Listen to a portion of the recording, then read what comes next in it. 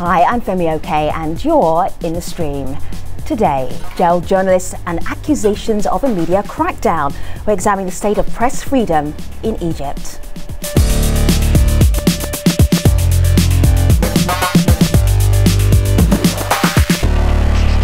If you've been watching Al Jazeera over the last couple of weeks, you'll know that some of our own journalists are actually in jail in Egypt right now. But this story isn't really all about us. There's much more to it. Malika Bilal, digital producer, what are you seeing online? Well, definitely, as part of that story, one of the hashtags trending is free AJ staff. Many people are circulating it. But They also say this is only an indication of greater limitations on freedom of speech. On Twitter, Batong tweets in, the detention of journalists is a red herring and a way to systematically ensure self-censorship, period.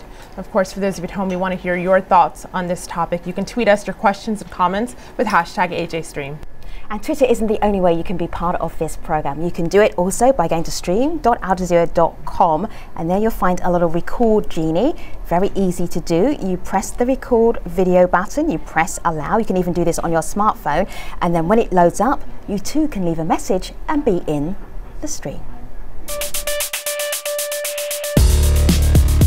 I'm Rasha Latif. I'm an Egyptian American and I'm in the stream. Has the Egyptian revolution changed the state of press freedom in the country? Free speech advocates say that Egypt's media landscape is increasingly polarized and self-censoring as journalists face threats of retaliation from authorities. Since the military took power, at least 6 journalists have been killed, 30 assaulted, and 11 news outlets were raided, as according to the Committee to Protect Journalists. Last year, over 40 journalists were detained, and at least 5 remain behind bars. Those include Al Jazeera's Mohammed Fahmy, Bakir Mohammed and Peter Grester, who were taken by Egyptian authorities on December 29th. They're accused of spreading false news and having links to a terrorist organisation, allegations that Al Jazeera strongly denies. Abdullah Al-Shami from Al Jazeera Arabic channel has been detained since July. So, 3 years after the end of Hosni Mubarak's rule, we ask, are journalists more or less free to report? With us to talk about this, Sue Turton, an Al Jazeera English correspondent. She's currently in Doha. In New York City, we have Sharif Mansour, Middle East Programme Coordinator for the Committee to Protect Journalists. And we're hoping to be joined by Shakira Amin. She's an independent journalist based in Egypt right now. We may well hear from her a little bit later. But Sharif and Sue, it's great to have you here in the mix. Sharif, you're in touch with journalists who are down on the ground in Egypt right now. What are they telling you about their reporting experiences? Well, there is a great sense of fear right now, and that's surprising because we've just had a revolution in Egypt, and one of the immediate results of it was breaking the fear barrier. That's why over the last few years, even though governments have tried to oppress journalists and intimidate them in different ways, including military and Muslim Brotherhood governments, they were able to push back, and in many ways they were successful in basically taking control of their editorial line and speaking their mind. That's disappearing. We're seeing a lot more self-censorship. We're seeing journalists intimidated, are not able to express themselves freely. All right, Sharif, so you're saying all of this, but I really want to hear examples of this. It's really important that we hear examples of intimidation. Why are they afraid? Give us those examples. Share them with us. Are you able to? Yes. For example, one of the things that we try to monitor all the time is where the journalists free and able to access information. That includes cover protests, cover controversial topics, and we see more and more journalists are not able to do so, and that's happening because the government directly are implementing censorship, and we see the government not shy on shutting down 5 TV stations in July that they fear I'm quoting the government, are gonna incite violence. They have also legally banned Al Jazeera and in many ways shut down their offices by crackdown directly and also by intimidation tactics, detentions, and inciting the public against them. Right. We've seen not just the government, the police forces, and even ordinary citizens in the streets are now going after journalists. Anyone who has a camera walking in the streets is a target because of this media campaign that vilified journalists and made them into agents of destruction, basically, into Egypt, in the minds of many people in Egypt. All right. Sharif, just take a pause for a moment. I really want to get a sense of, Sue, when you were last in Egypt, what was it like for you reporting there? That was back in October, right? No, I actually was still in Egypt in early November, and in the weeks beforehand there was a real sense of a sort of tense atmosphere, I suppose. We were concerned about going out on the streets and doing any filming because we really were worried that, you know, there was going to be some sense of being stopped and possibly being detained. Our offices were raided, like as you mentioned earlier, quite a lot of organisations' offices were raided. Ours were raided on the 1st of September, the day that I first arrived in Egypt last year at least. And they took away quite a lot of our equipment. One of our number was arrested at that point. And I think all the journalists all were feeling that there was really this uneasy sense on the streets. And interesting, you were talking about intimidation there to Sharif. I mean, I know of a number of foreign news organisations that really are shying away from deploying to Cairo now. They're watching what's happening with our colleagues who are currently incarcerated. And of course, myself and a couple of other of Al Jazeera names that are also on the charge sheet that we are now accused of aiding and abetting terrorism, and we're all now due to be tried next week in a Cairo court. And they're watching and they're thinking, do we want to send our journalists into this atmosphere at the moment? So you can see that as a kind of self-censorship. They're not deploying to the country at all, and the ones that are in country are frankly quite afraid to say anything against the government. Most of the domestic media toes the government line, and foreign correspondents who go in, really, if they go against the government and they say anything that disagrees with what the government is saying, then they really are under threat. Well, Sue, just like you mentioned, we're hearing from someone on Twitter who says friends who work there are telling him it's become a very dangerous place to work there. Journalists, of course, and we did reach out to journalists. They also told us off the record that it was dangerous to work there, but were hesitant about sharing their stories personally with us. One person who did, though, submitted this video comment. He's actually a prominent Canadian filmmaker. Have a listen to this from John Grayson. Egyptian journalists are being arrested almost every day. One journalist in our cell brought us stories. He was arrested simply for talking on a talk show. A friend of his simply for taking a photograph of the Gaza tunnels. Egypt has declared a war on journalists. They're out to make an example of Al Jazeera in particular, and it's very worrisome that there seems to be a will to pursue these charges at any cost. In our local Canadian context, we're shocked that our government hasn't spoken out more forcefully. We were freed only because so many people spoke out and made noise. Mohammed asked all of us to make noise. We've all got to do so. So Sharif Grayson was also detained for 51 days with Tariq Lubani, another Canadian, and was released in October. But he mentioned something that's pretty glaring there. He said journalists are being arrested every day. You know, earlier you were telling Femi some of the stories, but what are some of the journalists and some of the cases that you're covering? What are they facing? Well, we worked on his case when he was in detention from Egypt, and we highlighted as a case of punishment by pre-trial. This is a very unique thing in the Egyptian system because there isn't a rule of law. The government can accuse anyone and keep them in custody indefinitely, and in many ways the jail becomes the punishment. They are tortured, they are denied access to their family, they are denied legal representations, and in some ways held in solitary confinement. And if you're already being punished, that's enough. The government wants you to keep you out of the cycle, out of the news coverage, and in many ways, because they can, they will do so. They have done that with more than 45 journalists in the last 6 months in our count. That's the cases that we know of. So, and Yeah. So, Sharif, so this process of being in detention, it can roll on and roll on and roll on. Will you explain that for us? Well, the Egyptian legal system is also inherited from Mubarak era. There hasn't been a legal reform that even the judges have called for throughout the last 3 decades. Since '86, there was a movement inside the judiciary seeking independence from executive bodies, and that hasn't materialized to that day. Right. Even more, over the course of the last 6 months, there were several executive decisions that was made by the government to allow even more authority to the government to keep people in custody without officially charging them. How long could that go on for, Sharif? Now, indefinitely. Wow. There was a limit that this cannot go beyond 3 months. That has been amended by an executive order in the Adli Mansour, the interim president. So basically, this can go on indefinitely. Let me just bring in Shakira Amin to this conversation. Shakira, you are working in Egypt right now. What are your working conditions like?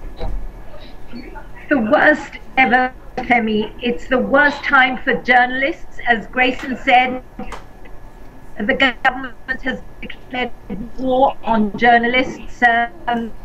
It's a very dangerous situation, a very restrictive atmosphere, and we've gone a full cycle back to the pre-January 2011 days.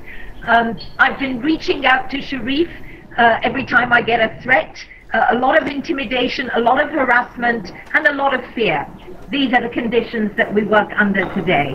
What is actually in the news then these days in Egypt? What makes it into the news?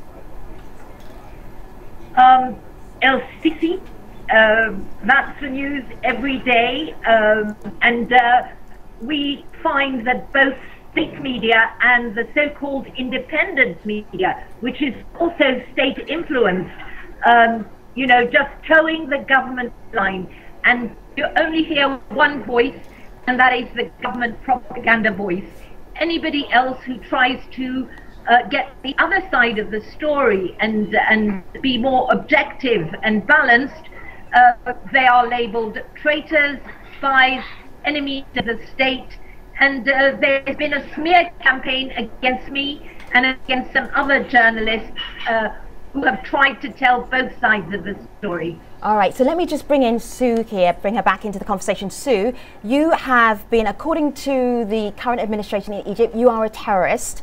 And I've just got here on my laptop here a tweet from Felicity Barr. And she says here, I've seen some odd things, but watching Sue Turton AJE read on air that Egypt wants to arrest her ranks up there. Here you are reading news about yourself. Take us back to that moment. Obviously, the news doesn't just spring up on the desk. You knew this was coming. But tell us about your circumstances right now. Yes, well, I'm in Doha, and part of my job, as well as going out into the field, is studio anchoring. And I was, as Felicity says, on the day I was actually presenting the news, when we were announcing basically that our journalists had been charged. And I, stood on air basically and said, myself and 7 colleagues have now been charged with aiding and abetting terrorism or promoting terrorism, the various forms of the charges. And yeah, a very strange experience. As Peter Grester said in one of the letters that was smuggled out from Tora prison, we never want to become the story. We're not there to be the story. We're there to go and find out what's going on and try and relay that to people around the world. But in this particular case, we have become the story, and that's the crying shame. The 3 guys in prison, the rest of us have been in and out of Egypt throughout since the revolution in 2011, but especially the end of last year, when the authorities have been particularly looking at what we were doing. We were doing the job as normal journalists. We didn't treat the story any differently. I've been a reporter for almost 25 years, and I approach every single story with the same attitude. I don't have any affiliation to any group. I don't have any axe to grind against any authorities. I just go and tell it as I see it, as do my colleagues, and 3 of them are currently in jail just for being journalists. Well, Sharif, in addition to the journalists, can you give us insight on who else is being detained? I pulled up a tweet here. We've added new signatories signatories to our call to free Ala. That's a hashtag that's being used, and that's a reference to a blogger, Ala Abdel Fattah. This sign is being circulated online. He's a blogger and activist. He's not alone in being detained. Others whose voices were speaking out have also been put into detention. Can you give us insight into those cases, Sharif? Absolutely. Ala, we've defended him in the past, and so many times when he got into trouble. This time he's being imprisoned because of his action and also defense of freedom of association. He and others protested an anti-protest law that the government enforced and then last year, which basically gave them authority to shut down any protest against the government. And he and others from those who led the Egyptian revolution in 2011 are paying the price basically for standing up against the military regime and also the Muslim Brotherhood.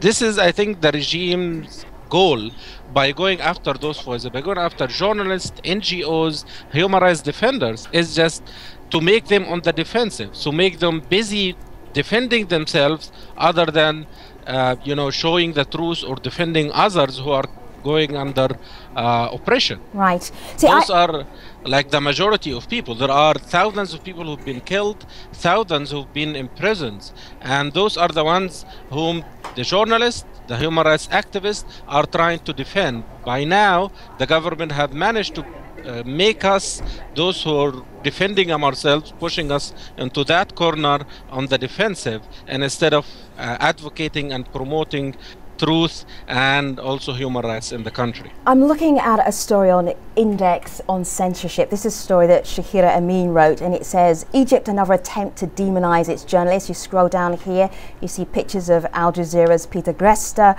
also Mohammed Fahmy there. Shahira, you tell us about how afraid you are, and yet you write pieces like this. How much risk are you putting yourself into? I've been able only to work for the international press because no story that I write will get published here in Egypt. They only want to hear one side, the government side, as I said. And that particular story was about that shameful video that was shown on an Egyptian television channel of the arrest of Fahmy and Greste, just showing their equipment, the cameras, the microphones and the laptops with this ominous sounding soundtrack in the background, making it look like, that they were doing something more than journalism, when all they were doing was trying to tell the story. And I think their only crime was the fact that they interviewed Muslim Brotherhood figures. Now that the Muslim Brotherhood has been designated as a terrorist organization, it's become a crime for any journalist to actually talk to them. Okay, Shahira, take a breath here, because this is a good point for us to talk about what happened there and how... Can I just butt in there? Yeah, absolutely. Go ahead, Sue. We want to get to what journalists are doing around the world for these particular journalists, because we're very close to the end of the show. Go ahead. No, I was just going to say to Shahira, I mean, the last time I saw her, I interviewed her, I was with Mohammed Fahmy, and I wanted to really ask her about how she thinks things have changed since then. But interestingly, we were actually there to interview her about the treatment of Bassif Youssef, who is a satirist who used to be on Egyptian television until he said too many things that upset Sisi and the government, and he got taken off the air. But at that point, Shahira, you were saying to me, things have got so bad here, they're worse than pre-Mubarak times. I'm just wondering, at that stage, things have obviously changed enormously for us. I'm from Mohammed Fahmy, but for you, they must have really deteriorated. Very difficult to work out of Egypt now, but we have to continue to tell the story, no matter what the risks are. And I have a message actually for your audience from Mohammed Fahmy. The last message that he sent his brother, he said, "We are free behind bars because journalists are not terrorists." And he wanted me to convey that message to your viewers, Femi. It's actually, it's perfect that you mentioned that journalists are not terrorists. It's actually one of the hashtags that have been circulating online. Journalism is not terrorism. I pulled up on my screen here just some of the pictures, a part of this massive campaign really that was started in Nairobi, started with journalists in Nairobi. I want to go now to a Google map that we've created just to show you kind of an expanse of how big this campaign has gotten. It started in Nairobi with journalists sitting in front of the Egyptian embassy with their mouths gagged in flags in the color of the Egyptian flag. It moved over to New York. There are tweets from Kabul and Afghanistan, also tweets in Dubai, and of course here in the US, all calling on these journalists to be freed, and of course not just Al Jazeera journalists, but other journalists that are in prison. Sharif, will campaigns like this work? Absolutely. I think we've seen already like the fruits of this campaign when Muhammad Fahmy and Krista and others were removed from solitary confinement to a much better place in prison, and they have had more access to their families. So yes, at least we're gonna improve their detention, and we're going to force the government to address our concern on their case. We're hoping to have more success in the case, and later this month there will be the first hearing on their case, and we're hoping the government will dismiss this as soon as possible and put it behind us. Sue, you're part of this campaign. You're on the list of people who the Egyptian government are interested in talking to as well. How does that give you momentum? Yes, I think that's quite a nice euphemistically way of saying it, but they more than want to talk to me. They want to stick me on trial along with Peter, Mohammed and Baha next week in Cairo. Yes, I mean, I think the viral nature of this hashtag campaign that started, as you say, in Nairobi, really lifted the spirits of all of us here. It really was extremely heartwarming to see people, not just journalists, but people from all over the world really joining in and saying, actually, we recognise that journalists do this incredibly important job. They're our eyes and ears. Sometimes journalists get a bad rep, but this really showed us that they were supporting us, and that is incredibly important. And I agree with Sharif. I really do think it's putting pressure on the Egyptian authorities.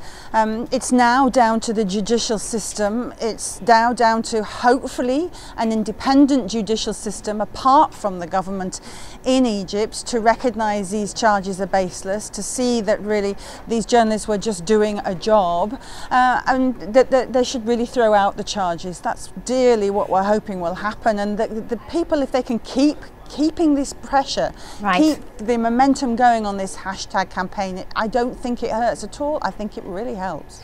So before we wrap up this main conversation, I really think it's important to hear the voice of the Egyptian government as it is right now on this subject. For that, we go to Netherlands TV, a show called News Hour. And back on February the 7th, the Foreign Minister for Egypt, Nabil Fahmy, spoke to a journalist there. He was talking about conditions in Egypt and specifically conditions for journalists reporting and our Al Jazeera journalists as well. Have a listen to this.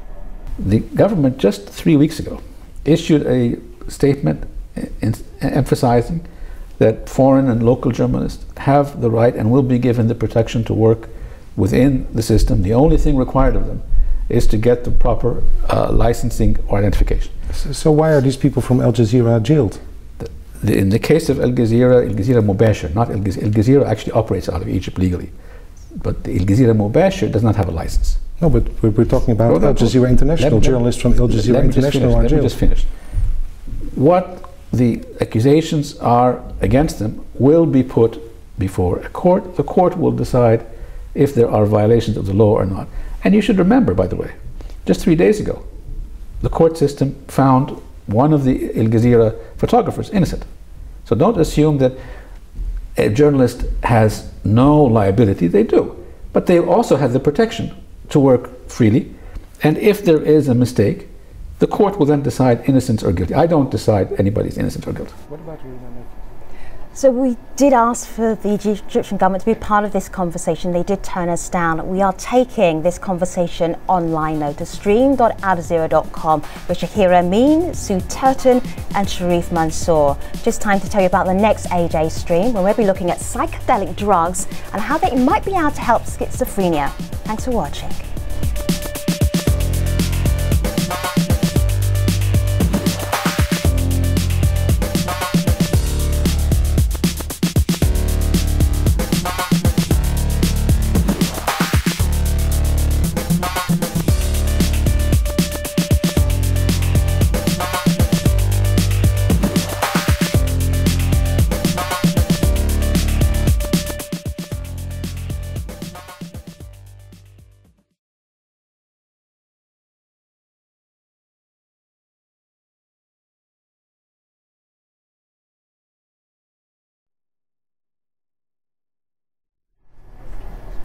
Hello again, this is the Streams Online Post Show. We're talking about press freedom in Egypt and some of the challenges faced by journalists there. I'm going to get right back to the conversation. Shahira, sorry I had to shut you down just there for a moment because we were hitting the end of the show, but I want to come back to you because I know that you had something you wanted to add. Go ahead.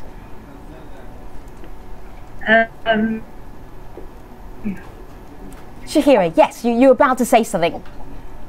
Did I spoil your train of thought? I just wanted to say, yeah, go ahead. Heartwarming indeed to see that. Yes, it's really heartwarming to see the overwhelming show of solidarity and support from journalists around the world for Mohammed Fahmy, Greste, and Bahir. But I'm really disappointed at the silence, the eerie silence that we have here in Egypt from our own journalists who have not, spoken out. They've not decried the fact that these 3 journalists languish in prison simply for doing their work. And it's just the foreign journalists in Egypt who are participating in this campaign. And I'd like to see more Egyptian journalists throw their weight behind the 3 journalists. And Mr. Fahmy, I wish that they had been charged for the fact that they didn't have permits or the right credentials, the valid credentials, not as members of a terrorist cell, which they're not, of course. I know Mohammed Fahmy personally. He's not a member of the Muslim Brotherhood. He's secular, and he was just doing his job. So, but Shahira, the issue is, if you're under threat and there are real risks to you as a journalist, how easy is it for you to say, we need to stand together and speak up? And you have families and you've got kids and all of those things. Do you understand the reluctance of Egyptian journalists, or are you just calling them out on this? I'm an Egyptian journalist too, and I face these risks, and I think we need to stand together at this time and really stand up against censorship. We can't do this, in isolation. There has to be a concerted effort, and we have to tell the government there's been a revolution, and that revolution demanded freedom first and foremost, and human dignity. And 3 years on, none of the goals of the revolution have been achieved, and we have to keep pushing and calling for our freedom and for our, for freedom of expression. We have a new constitution that enshrines these principles of freedom of expression, and we just want to see these articles now implemented. We don't want it to be just ink on paper. Okay. Malika. Well, Sharif, picking up on what Shahira said about standing up to censorship, we have a video comment from someone in Australia actually who has an idea, and she says we need to move away from mainstream media and perhaps look online. Have a listen to this. It's incredibly concerning that professional journalists can be put in jail just for doing their job. It's also very short-sighted because it doesn't allow for the fact that citizen journalism and social media from a grassroots level in the community can step in and fill this void. Now, it's not going to be a perfect step in and fill the void, but in a short-term way, they can certainly get the stories out. So I think the future of how that will play out will be really interesting. And I think what will also be interesting and perhaps concerning is how governments respond to citizen journalism and social media in the future. So Sharif, she mentioned social media filling that void, but as we mentioned during the show, of course, there are bloggers who are in jail. So is that even a viable option?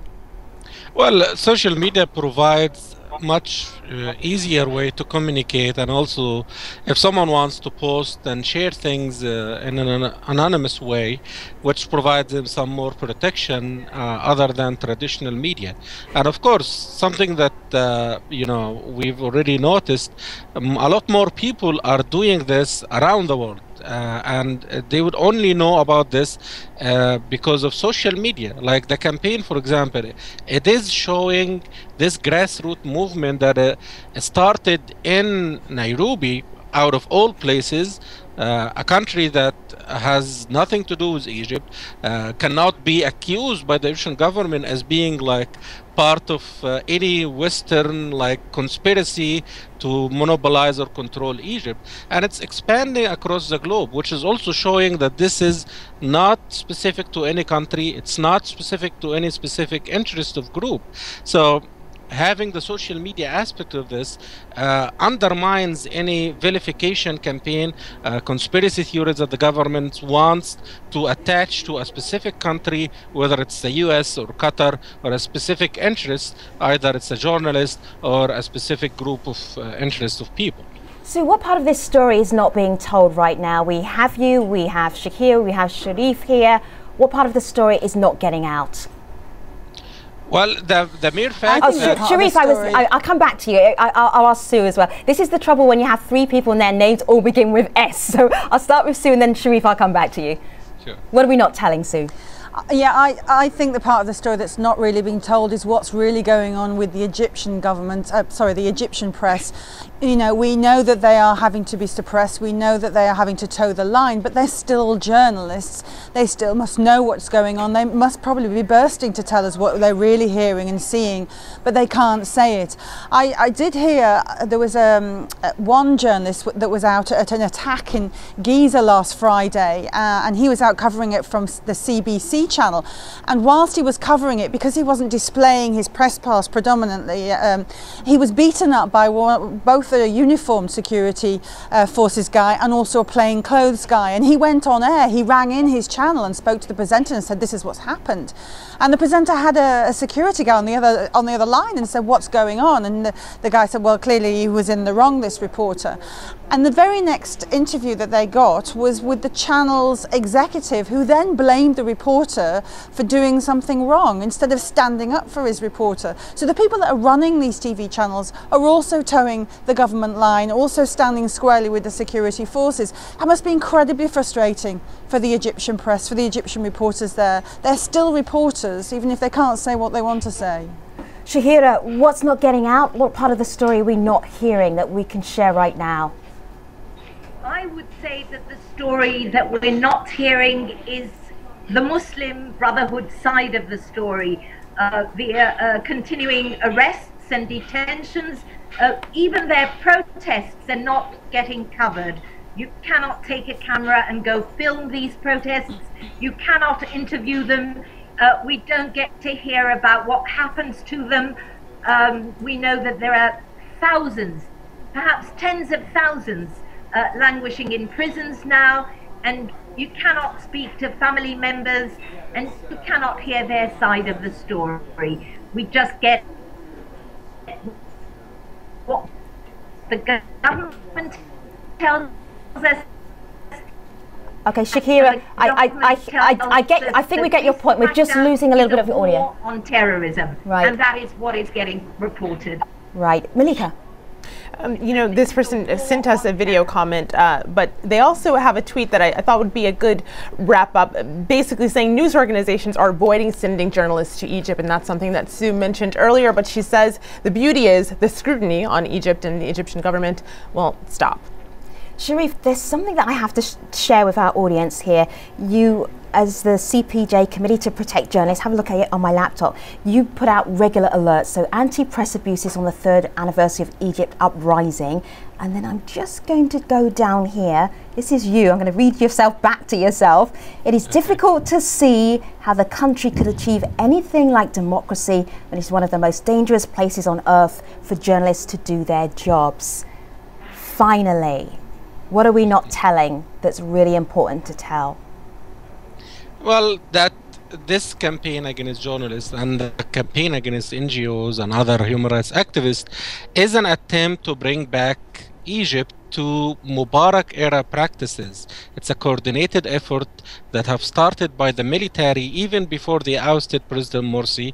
There were leaks that shows General al-Sisi saying specifically that he wants to bring the media to his side, and also because of the Muslim Brotherhood attacks and intimidation of journalists during the year where Morsi were in power, this have helped a lot the military in dividing and conquering the Egyptian political space and eventually pushing back everyone to the defensive and gaining control of the country. And that's what we're not telling here.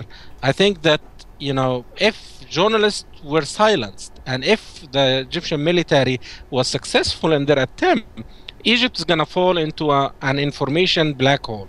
And this is going to empower the government to have this sense of impunity to do their oppression, human rights abuses without any accountability or transparency. We don't want to see that happening in Egypt. It's not good for Egyptians. It's not good for the international community. Sharif, are we not there already?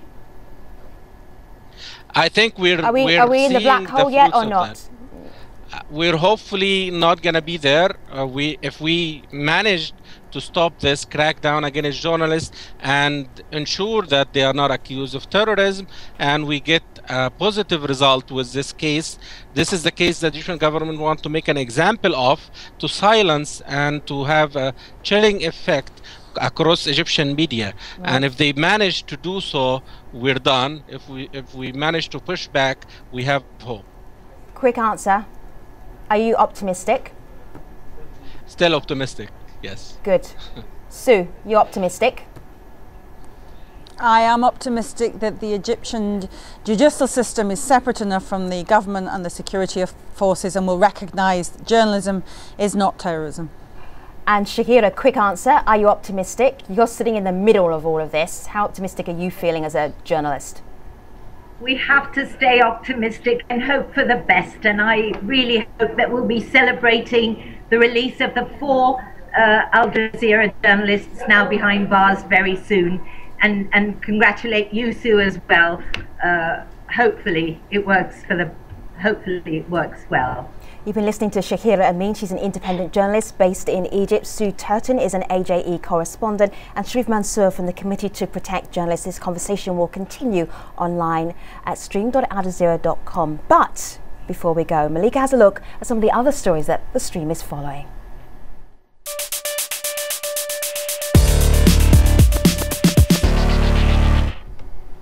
Kenya will soon see the release of its first mockumentary that pokes fun at the perils of the NGO world. We mustn't lose sight of what is important here. Saving Africa.